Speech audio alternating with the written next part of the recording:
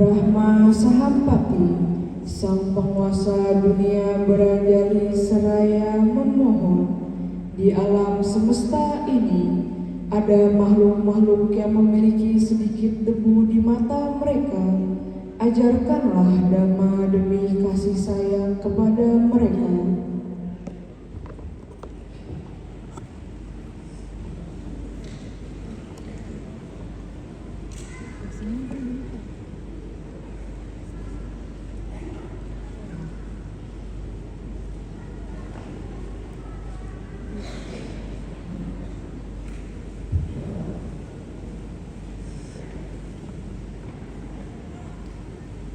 Oka sami bante, Dhamma kata katetu. Permisi yang mulia bante, izinkan saya untuk menyampaikan pesan Dhamma.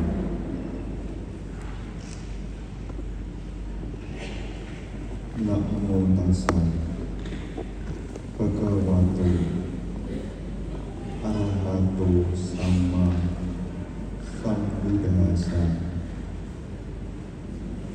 Namo tassa bhagavato arahato sama sambuddhassa. Namo tassa bhagavato arahato sama sambuddhassa.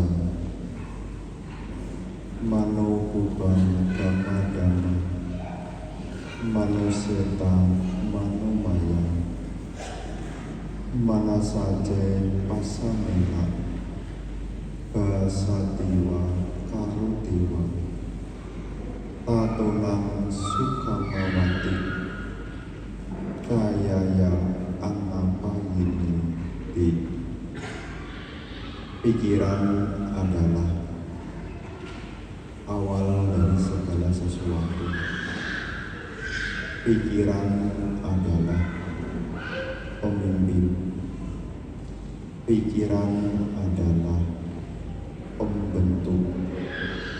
Ketika seseorang berbicara, bertindak dengan pikiran yang baik, maka kebahagiaan akan mengikuti, bagaikan bayang-bayang yang tidak pernah lepas dari bendanya.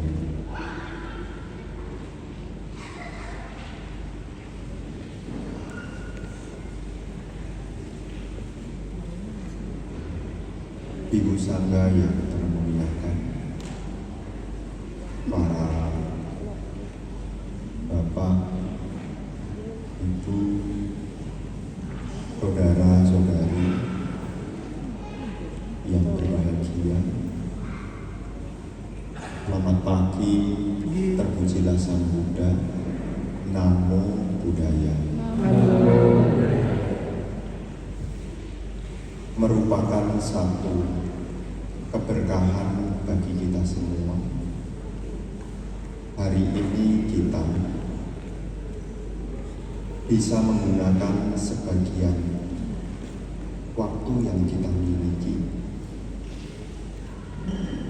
memperkokoh keyakinan kita kepada Tritratana, dan satu keberkahan juga di hari ini Ibu Bapak punya kesempatan untuk menyisihkan sebagian apa yang dimiliki digunakan di dalam kebajikan. Para Bapak dan Ibu, saudara-saudari sekalian, hari ini Ibu Bapak mengikuti rangkaian kebajikan yang mana di hari ini Wihara Citamanggala menyelenggarakan kegiatan Sanggadana di masa Katina. Sanggadana di masa Katina ini adalah bentuk dukungan umat Buddha kepada Sangha. Sanggadana adalah memberi apa yang menjadi kebutuhan-kebutuhan kepada Sangha. Dan Sanggadana di masa Katina ini dilakukan setelah para bhikkhu selesai menjalankan masa-masa selama 3 bulan. 1 bulan kemudian digunakan oleh umat Buddha untuk mendukung Sangha yang dikenal dengan Hari Katina. Hari Katina ini berlangsung selama 1 bulan, terhitung dari 8 Oktober sampai nanti di tanggal 5 November. Tetapi karena banyaknya wihara dan sedikitnya jumlah bhikkhu, maka sanggadananya sampai lebih. Mestinya sampai tanggal 5 November sampai lebih. Bahkan saya dapat undangan itu sampai nanti tanggal 23 November. Jadi 12-nya banyak sekali. Jadi tidak hanya sampai tanggal 5 November, tapi sampai tanggal 23 November. Ini adalah gambaran nyata dukungan umat Buddha kepada Sangha. Meskipun sudah lewat tanggal hari H, tetapi karena sayangnya kepada Dhamma, menyelenggarakan sampai tanggal yang sudah lewat. Para bapak dan ibu, saudara-saudari sekalian, Sanggadana di masa Katina ini adalah bentuk dukungan umat Buddha kepada Sangha. Sangha itu artinya kumpulan para bhikkhu, itu disebut sebagai Sangha. Jadi kumpulan dari para bhikkhu sebutannya adalah Sangha. Jadi kalau ada bhikkhu berkumpul lebih dari 4, itu sudah disebut sebagai Sangha. Apa yang menjadi dukungan yang bisa diberikan oleh umat Buddha? Tidak lain umat Buddha memberi hal-hal yang pantas bagi para bhikkhu. Apa yang pantas? Tidak lain adalah kebutuhan-kebutuhan. Seperti halnya apa yang Anda akan nanti berikan. Itu adalah hal-hal yang pantas. Ada jubah, ada makanan, ada obat-obatan, dan ada keperluan-keperluan yang lainnya. Kenapa kita perlu mendukung Sangha? Sangha ini adalah penjaga Dhamma. Ajaran Sang Buddha itu bisa bertahan dalam waktu yang sangat lama jika di tengah-tengahnya masih ada Sangha.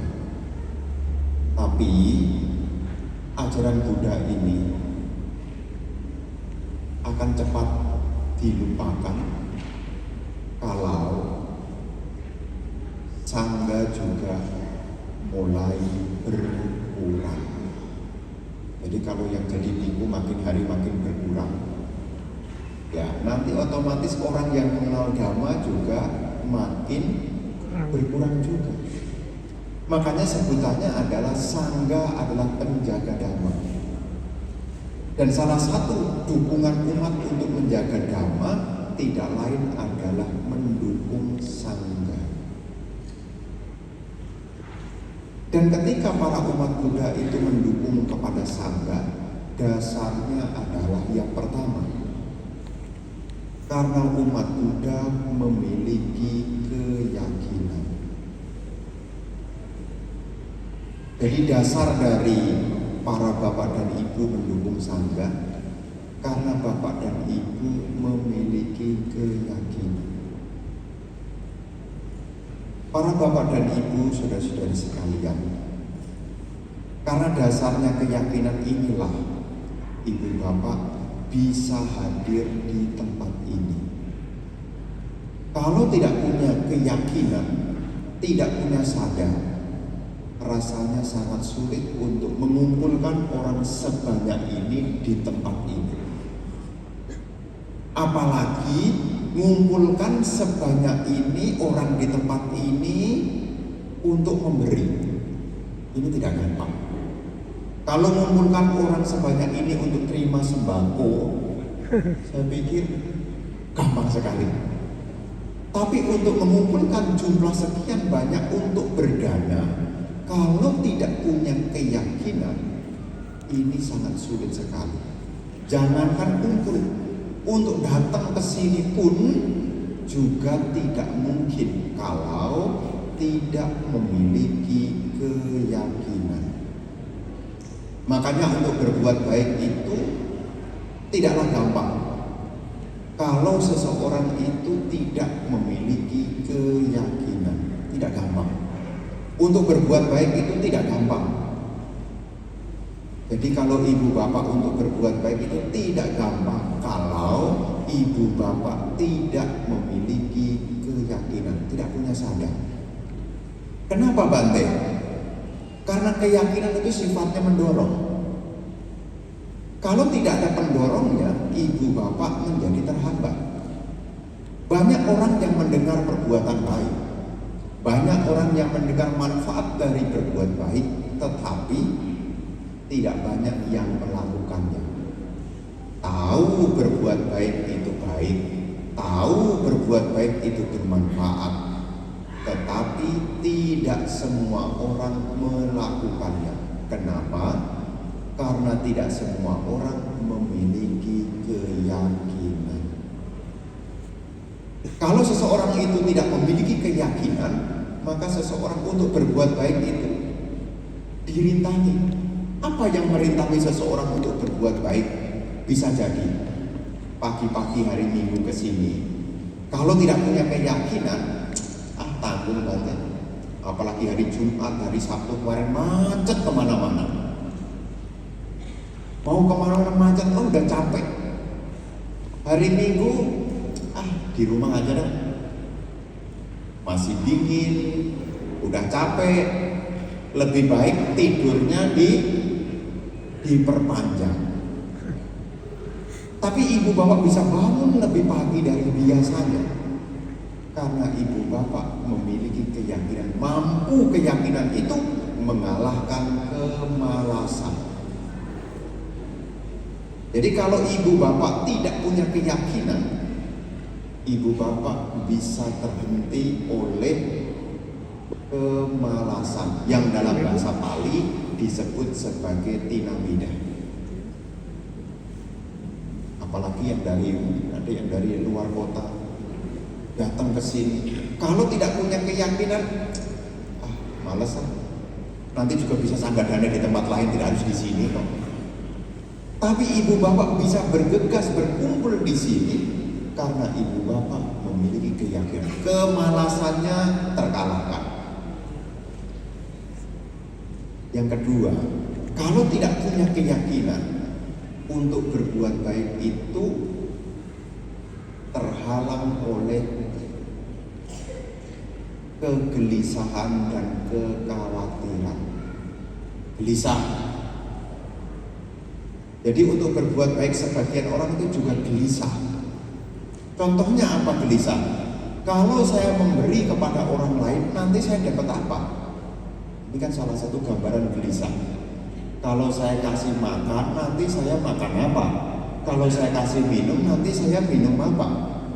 Tetapi ibu bapak bisa mengalahkan kegelisahan dan kekhawatiran dalam berbuat baik karena ibu bapak datang dengan keyakinan.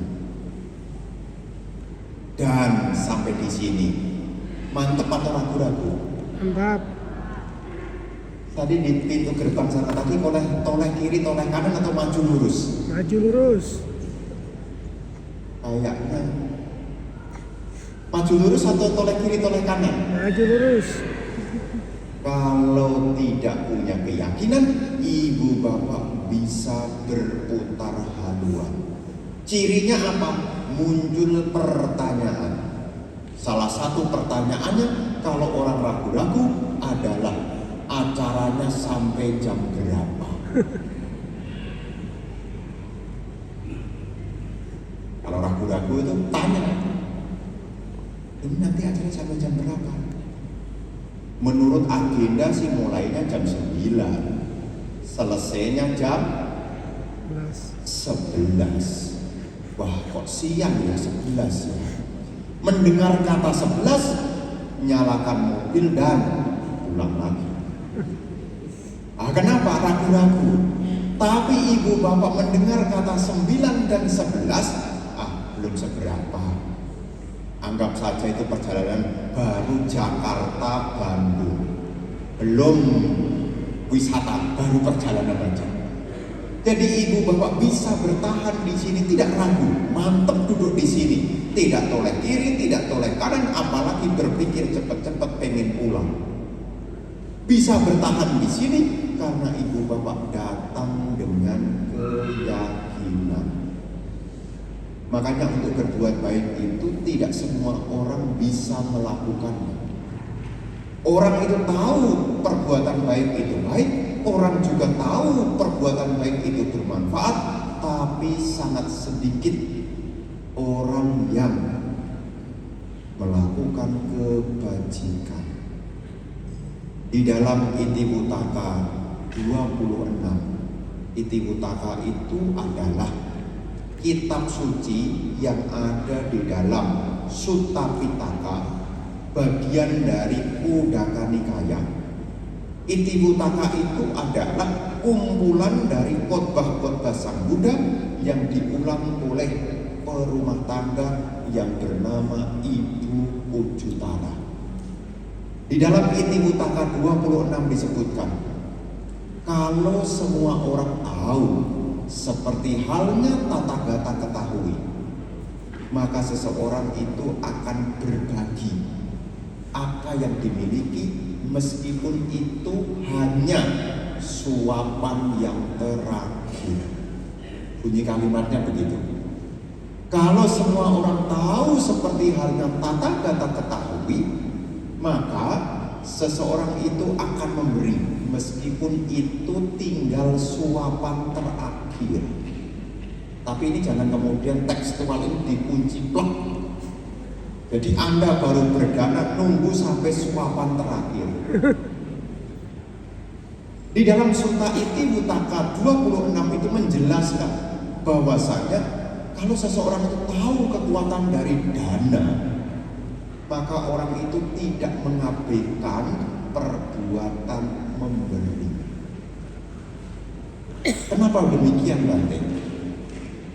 Karena di dunia ini ada hukum yang pasti. Dekat sini ada sekolah, namanya sekolah. Dekat sini depan ini loh. Apa sekolahnya? Sekolah global. Itu nanti kalau anak Anda sekolah di sana, nanti anak Anda salah satunya itu belajar tentang ilmu pengetahuan alam yang disebut dengan IPA. Dan salah satu ilmu pengetahuan alam kalau sudah SMP dipecah menjadi ilmu, ada fisika, ada biologi, ada kimia.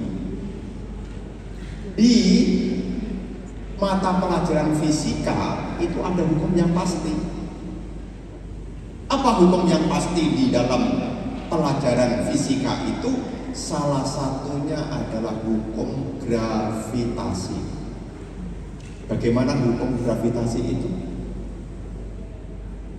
Hukum gravitasi adalah hal apapun jika dijatuhkan, maka jatuhnya ke bawah. Ini misalnya dompet ini aja. Kalau HP jangan emang. Kalau dompet ini dijatuhkan, Semua pasti sudah tahu jawabannya. Pasti. Kalau ini dijatuhkan, pasti jatuh ke bawah. Kenapa bisa jatuh ke bawah? Karena ada hukum yang pasti, yaitu hukum gravitasi, hukum daya tarik bumi. Selama Anda tinggal di bumi ini, apakah di Bekasi, apakah di Cikarang, apakah di Kerawang, apakah di Bandung, apakah di Serpong, jatuhkan apapun dari atas turun ke bawah, kecuali Anda tinggal di bulan. Kalau Anda tinggal di bulan, membuang sesuatu dia akan terbang ke angkasa, karena di sana sudah beda hukumnya. Tapi di bumi ini hukumnya pasti. Hal apapun yang Anda jatuhkan, bahkan Anda lempar ke atas sekalipun, dia akan tetap jatuh ke bawah. Ini namanya hukum pasti. Nah, di ajaran Sang Buddha ini juga ada hukum yang pasti. Ada hukum yang pasti. Apa itu hukum yang pasti di dalam ajaran Sang Buddha? Salah satunya adalah hukum perbuatan. Ini pasti. Ya disangwa bate bijak, ta disangwa bate palang. Kaliana karicak kaliana, papa karicak papaka. Sesuai dengan benih yang ditabur, demikianlah buah yang akan dipetiknya. Ini hukum pasti. Orang yang memberi, ia akan mendapat sesuai dengan benih yang ditabur, demikianlah buah yang akan dipetiknya. Ini pasti. Karena ini adalah hukum alam. Dan hukum ini berlaku di semesta kehidupan ini. Apakah untuk lahir di alam dewa, lahir di alam Brahma, termasuk juga jatuh di alam menderita, semua itu juga berkat dari kekuatan hukum karma. Kenapa seseorang ada yang lahir di alam menderita? Karena dia menanam terlalu banyak perbuatan yang buruk. Kenapa ada makhluk-makhluk yang lahir di alam dewa, lahir di alam Brahma? Karena dalam kehidupannya dia banyak menanam perbuatan-perbuatan yang baik. Maka dalam agama Buddha ini segala sesuatu tidak ada yang disebut kebetulan. Apa yang seseorang terima, apa yang seseorang warisi, tidak lepas dari apa yang pernah dilakukan. Makanya kesuksesan duniawi itu ada 3. Orang bisa sukses duniawi ini ada 3. Yang pertama, kesuksesan duniawi itu dalam bahasa umum dari bawaan lahir. Kok bisa balik? Karena kehidupan kita ini bukan kali pertama. Yang dalam istilah Dhamma, kesuksesan bawaan lahir ini adalah ubecak kata punyata, memiliki timbunan kebajikan di masa lampau. Dan ini tidak kelihatan. Ya. Jadi ada beberapa orang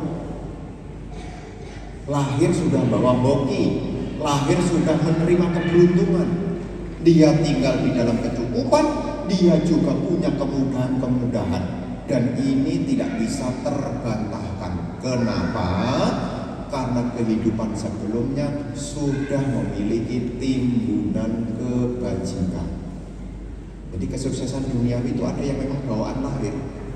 Makanya ada orang tertentu tuh bisa baca orang tuh. Orang tertentu bisa baca orang. Nah, ini kayaknya ini calon hoki. Ada orang itu bisa baca. Saya biasanya dapat bocoran dari orang-orang. Itu Bante, orang itu Bante. Hoki banget tuh Bante. Mosok. Iya. Tahu dari mana? Bante lihat itu dagunya itu. Jadi suruh lihat dagunya orang. Tuh lihat Bante, dagunya itu tumpuk-tumpuk Bante. Terus lihat apa lagi? Tuh Bante, lihat dia tuh hidungnya. Saya tidak usah menyebutkan, nanti Anda tanya kepada saya. Rame-rame kayak putih, kira-kira bagaimana wajah saya Bante?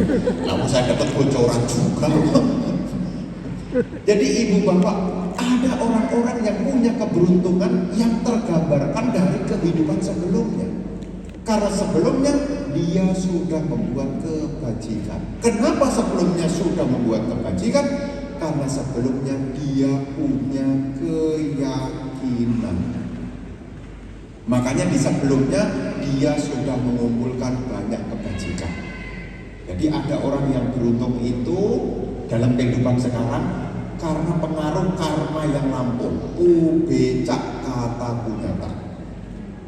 Kemudian yang kedua, ada orang yang memperoleh keberuntungan itu dari usaha sendiri, namanya atta sama panidija. Karena dia gigih, dia semangat, dia berusaha, dia tekun. Dia menuntun dirinya di kehidupan sekarang dengan mengumpulkan berbagai keterampilan yang dalam bahasa agama disebut sebagai mengumpulkan kusala, perbuatan baik.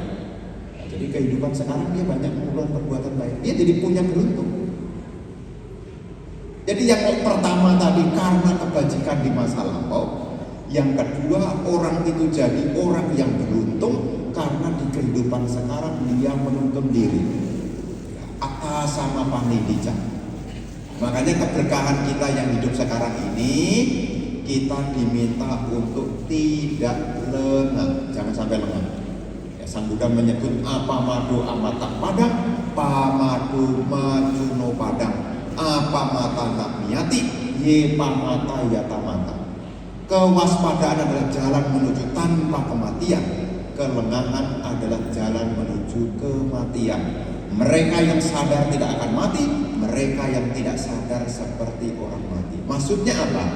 Maksudnya adalah kalau orang itu tidak sadar, orang itu tidak menggunakan waktunya di dalam kebajikan yang diibaratkan seperti orang MATI. Mati. Kira-kira orang mati sadar nggak? Enggak. Ya tidak sadar, dipanggil namanya aja tidak bangun. Apalagi ingat untuk berbuat kebajikan. Tetapi menjadi keberuntungan kalau orang itu menjadi orang yang sadar. Dikatakan orang yang sadar tidak mati. Artinya apa? Orang yang sadar ini punya kesempatan untuk banyak mengulang-ulang perbuatan baik. Makanya di kehidupan sekarang ini satu keberkahan kita bertemu dengan Dhamma, satu keberkahan kita bisa praktek Dhamma. Ini keberuntungan atta sama panidija. Kita harus menuntun diri kita. Kenapa harus menuntun batin? Karena Sang Buddha menyebut tumhehi kicang antapa akataro tatagato. Sang tatagata hanyalah penunjuk arah. Engkaulah yang harus berusaha. Jadi Sang Buddha tidak bisa kemudian kita pasrahi. Oh Sang Buddha, mohon belas asihnya, saya tolong dibuatkan karma baik. Nggak bisa. Kitanya yang harus membuat karma baik. Sang Buddha ini penunjuk arah. Tumhehi kicang atapang akad haru tatagato. Engkaulah tumhehi, engkaulah yang harus berusaha. Kicang artinya wajib, engkaulah yang harus melakukan watam, kicang atapang dengan semangat. Karena Sang Buddha adalah penunjuk arah. Makanya ada sebagian orang ditunjukkan arah itu ada yang sampai, ada yang tidak sampai. Kenapa ada yang sampai? Karena dia mau mengikuti. Kenapa tidak sampai? Karena sebagian berhenti di warung kopi. Mana Wihara Cita Manggala, maju terus. Misalnya begitu ditunjukkan. Tapi di belokan ada warung kopi, berhenti kelamaan, lama-lama lupa tujuannya. Tapi kenapa ada yang sampai di sini? Karena dia mengikuti petunjuk. Makanya di dunia ini ada orang dikasih petunjuk sampai, ada orang dikasih petunjuk tidak sampai. Dari sekian banyak yang sampai dan tidak sampai, semua bergantung dari usaha masing-masing. Jadi yang kedua yang membawa keberuntungan itu, selain yang pertama simpanan kebajikan masa lampau, yang kedua adalah memiliki usaha sendiri. Kemudian yang ketiga disebutkan di sana, yang membantu seseorang bisa mencapai kesuksesan apakah duniawi maupun spiritual. Yang ketiga, tetap kita butuh bantuan orang lain. Yang dalam bahasa Dhamma butuh sapurisa sang sewa. Ada teman-teman yang baik. Jadi kalau dapat tiga ini jadi lengkap tuh. Karma lampaunya ada, usahanya juga ada, ditambah lagi punya teman yang baik. Kalau dapat tiga ini beruntung. Kenapa Bante kok perlu teman? Karena di dunia ini Ibu Bapak ada namanya istilah keren, privilege. Istilah keren lagi karena ada orang dalam. Ada istilah lagi karena kenalan orang pusat. Habis. Ini sebetulnya adalah karena ada teman. Kadang-kadang jangankan urusan duniawi, urusan spiritual juga sama. Mau ke pusdiklat BSD tempat saya, kalau datangnya telat tidak dapat jatah tempat di dalam. Tapi kalau bilang saya itu umatnya Bante Atadiro, kemarin Bante Atadiro bilang masuk aja nanti, kalau di sana ditanya bilang aja dari Bekasi, saya disuruh duduk di depan kata Bante Atadiro, dapat itu Mas. Kenapa bisa demikian? Itu adalah kekuatan dari teman.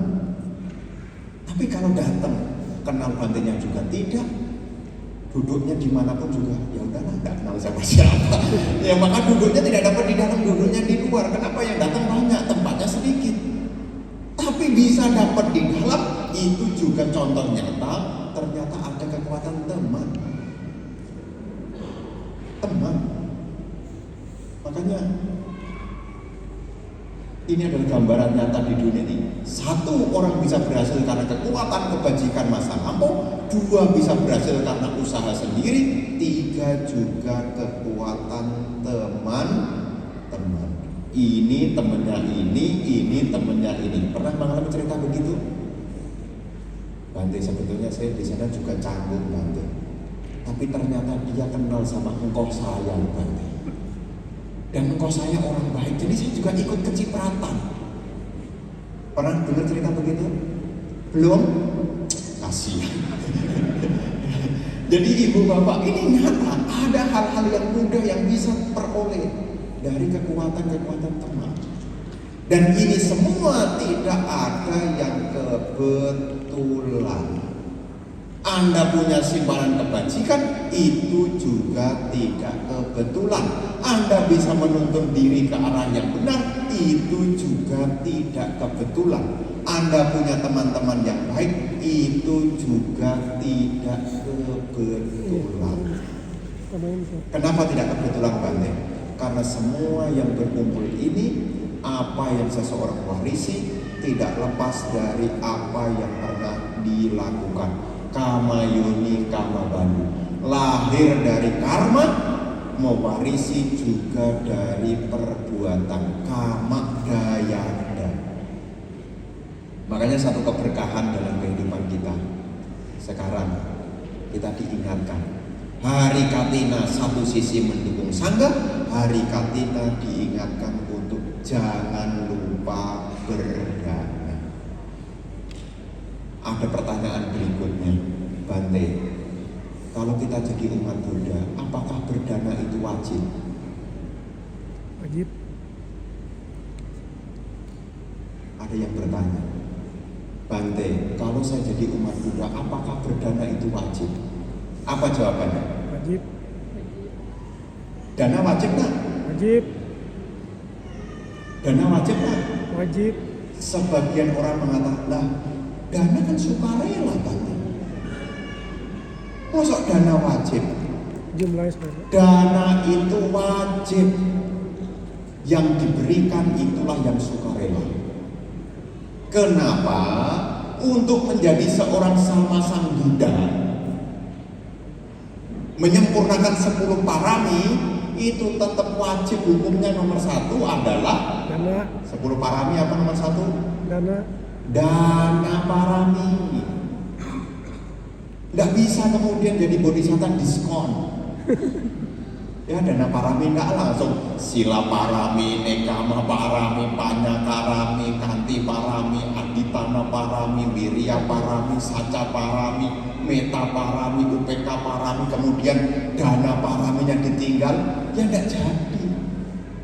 Untuk menjadi seorang Buddha itu bodhisattva menyempurnakan 10 parami, dan salah satu dari 10 parami itu adalah dana parami.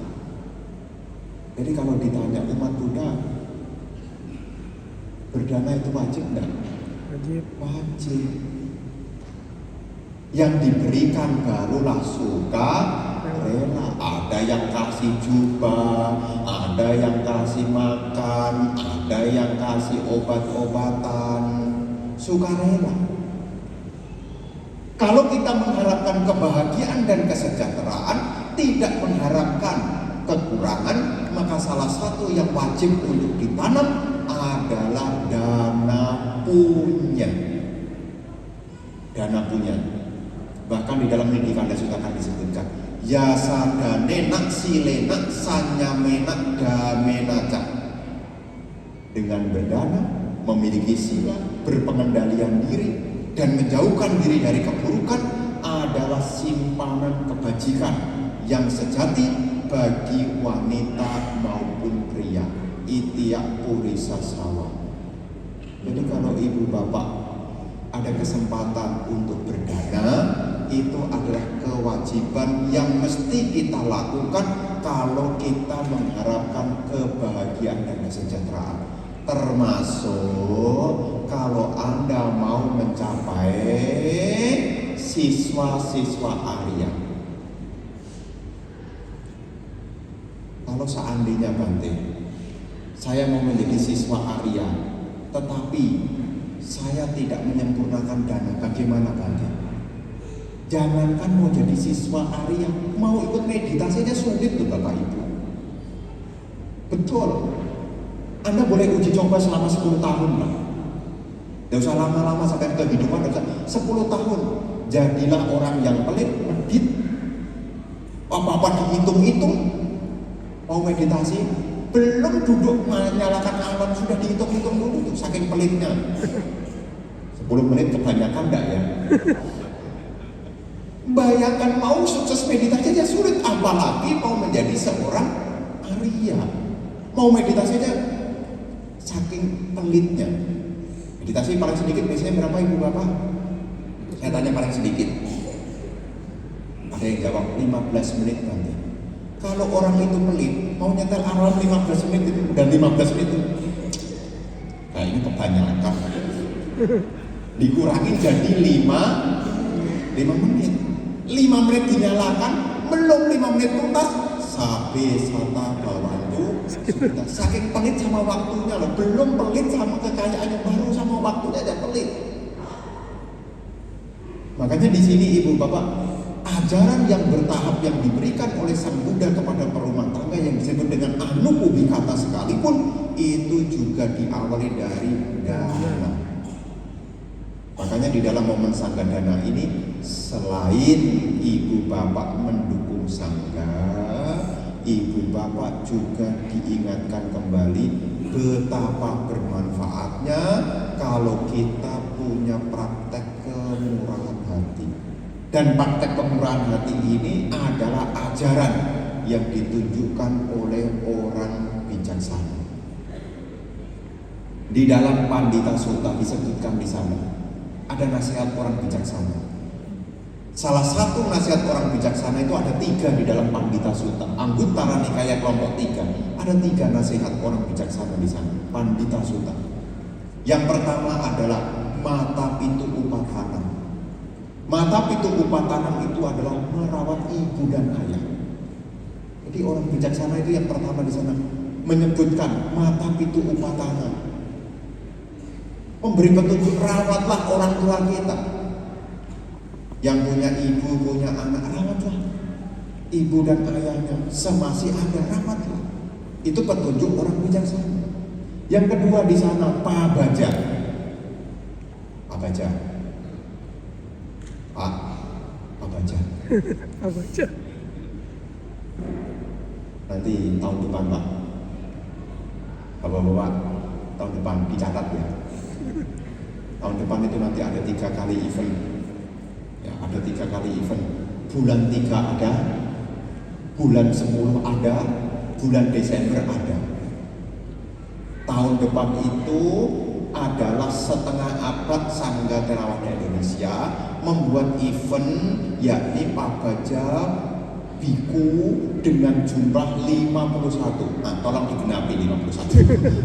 Nah, nanti tahun depan itu 51. Dalam 50 tahun ada Pak Baja dalam jumlah 51. Jadi petunjuk orang bijaksana yang kedua adalah Pak Baja. Praktek meninggalkan keduniawian. Dan yang ketiga adalah praktek berdana. Kalau berdana itu tidak membawa manfaat, orang bijaksana tidak mungkin mencantumkan di sana. Tidak mungkin. Tidak mungkin. Tetapi kenapa dicantumkan Bante? Karena berdana itu membawa manfaat. Kalau tidak membawa manfaat, Sang Buddha tidak ulang-ulang.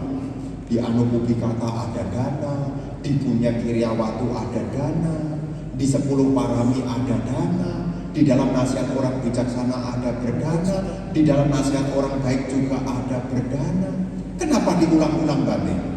Kalau diulang-ulang kira-kira penting atau tidak penting? Penting. Penting. Kalau ibu-ibu punya anak, biasanya mau sekolah itu dikasih nasi kotak. Kok nasi kotak apa namanya? Nasi yang dibekalkan, yang dimasukkan ke dalam kotak itu. Kompreng. Apa namanya? Bekal. Bekal. Mau sekolah aja diingatkan. Baru mandi, jangan lupa ya nanti bekalnya dibawa. Baru pakai baju anaknya, itu nanti jangan lupa ya bekalnya ya. Baru mau diantar ke sekolah, ditanya lagi, sudah dimasukkan belum bekalnya? Kenapa diulang-ulang? Sampai yang mendengar tuh ingetin lagi. Tadi udah bilang, kita mah belum tuli-tuli amat mah, gitu. Tapi dalam hati sih ngomongnya ya. Ingetin lagi. Kenapa diingatkan terus? Tentunya ibu itu tidak mengharapkan anaknya kelaparan. Nanti temennya istirahat, buka tas, ada yang makan donat, ada yang makan mie, dia cuma makan angin. Ada bawa-bawa. Tapi betapa bermanfaatnya itu makanan, maka ibu-ibu ngingetin lagi. Udah dimasukkan belum makanannya? Sudah. Coba cek lagi, sudah atau belum? Kenapa diulang-ulang? Karena bermanfaat. Demikianlah ibu bapak. Karena berdana ini berulang-ulang disampaikan di berbagai judul sutta, kalau itu tidak penting sekali, tentu Sang Buddha tidak menyampaikannya. Dan ini satu hal yang perlu kita garis bawahi. Jadi bukannya tidak penting, itu menjadi esensi. Apa manfaatnya Bante kalau saya memberi? Dimanapun kita berada, si pemberi makan tidak akan pernah mengalami kelaparan.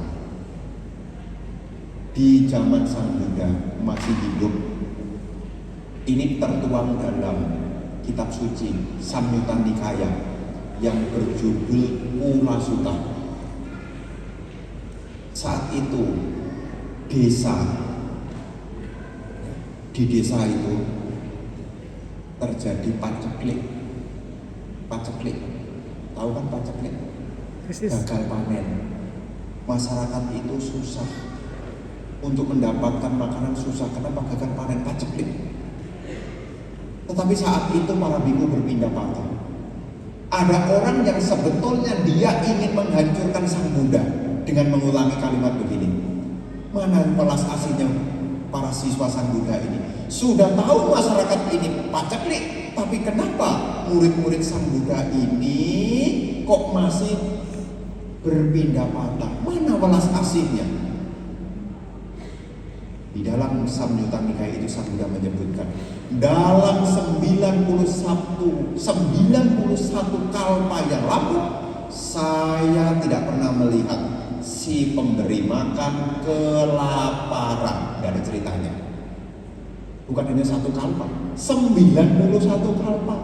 Satu kalpa itu bumi terbentuk, bumi hancur itu satu kalpa. Ini 91 kalpa yang lalu. Tidak pernah ada ceritanya si pemberi makan mengalami kelaparan. Tidak ada ceritanya. Makanya ibu bapak jangan lupa untuk kasih makan. Nanti pulang dari sini, pulang ke rumah, ketemu mak, engkong di rumah, ya nanti mampir di jalan ada orang jual bubur ayam, si kemaknya, mak ini titipan dari Pantai Atadiru, tadi diminta untuk kasih bubur ayam. Kenapa? Karena si pemberi makan tidak akan pernah ada kelaparan. Bukan hanya dalam kehidupan ini, 91 kalpa yang lampau. Jadi kalau ibu bapak takut, nanti saya makan apa ya, berbagi makanlah. Maka sebelum makanan itu kita telan semuanya, selama ada yang bisa diajak berbagi, berbagilah. Jangan nunggu makanannya tidak enak baru dibagi. Nah, kita kan punya kebiasaan kan begitu tuh. Kalau tidak enak baru dibagi. Ambil jeruk, jeruknya manis, habis. Jeruknya asam, tanya, ini jeruk dari mana ya? Kok asam begini? Masa sih? Nih, coba nih. Kalau asam diminta coba, sama juga. Kalau makan roti, rotinya itu kok aneh ya? Kalau enak, ambil lagi, makan lagi. Tapi kalau rotinya agak aneh, ini kok roti aneh ya? Katanya dari oleh-oleh kok aneh ya? Temennya bilang, masa sih? Nih, coba nih. Kalau tidak enak baru dibagi, jangan. Justru kalau enak berbagilah.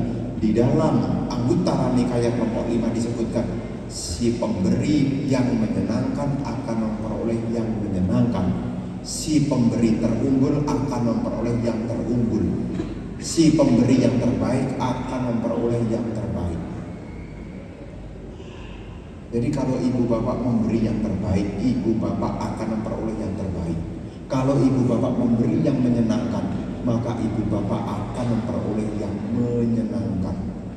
Ini di dalam Manapasutta, sutta tentang hal yang menyenangkan. Jadi ibu bapak, saudara-saudari sekalian, inilah kesempatan baik yang mesti kita upayakan. Sebagai penutup kepanjangan ceramah hari ini, sebagai penutup, ketika memberi, lakukanlah dengan hati yang bahagia. Dan setelah memberi, jangan lupa bahagia. Karena apa yang kita tanam sesungguhnya akan kembali kepada kita yang menjadi pelakunya. Maka lakukanlah dengan hati yang bahagia. Dasarilah dengan keyakinan. Karena di dunia ini ada hukum yang pasti. Apa yang kita tanam, itulah yang akan kita petik. Si pemberi makan tidak akan pernah kelaparan. Si pemberi pakaian tidak akan pernah mengalami kedinginan. Si pemberi tempat tinggal akan selalu dalam lindungan.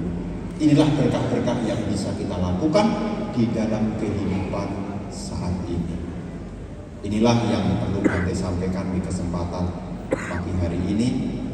Ternyata saya ceramah cukup panjang.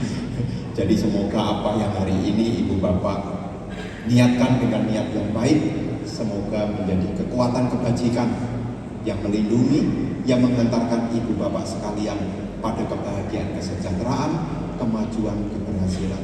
Tidak hanya di kehidupan sekarang, tetapi juga di kehidupan yang akan datang. Selamat melaksanakan Sambadana di masa Katina. Semoga semuanya berbahagia. Sadu, sadu.